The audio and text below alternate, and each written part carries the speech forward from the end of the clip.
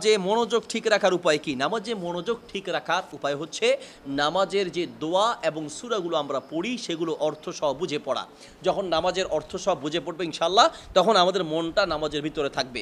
দ্বিতীয় হচ্ছে যে নিজের প্রত্যেক ওয়াক্তের নামাজকে জীবনের শেষ নামাজ মনে করতে হবে।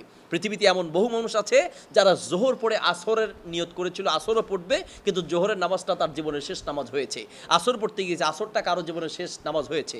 আপনার আমার জীবনের কোন ওয়াক্তের নামাজ শেষ নামাজ আমরা জানি না। প্রত্যেক ওয়াক্তের নামাজকে যদি জীবনের শেষ নামাজ মনে করে পড়ি ইনশাল্লাহ আমাদের নামাজে মনোযোগ, ইখলাস এবং নামাজটা অনেক সুন্দর হবে বলে আশা করি। 3 নম্বর পয়েন্ট হচ্ছে নামাজের প্রত্যেকটা রোকন, ওয়াজিব, সুন্নাহ সবগুলো ঠিকমতো আদায় হচ্ছে কিনা সেটা খুব খেয়াল রেখে নামাজ পড়বে ইনশাল্লাহ, তাহলে নামাজে মনোযোগ থাকবে।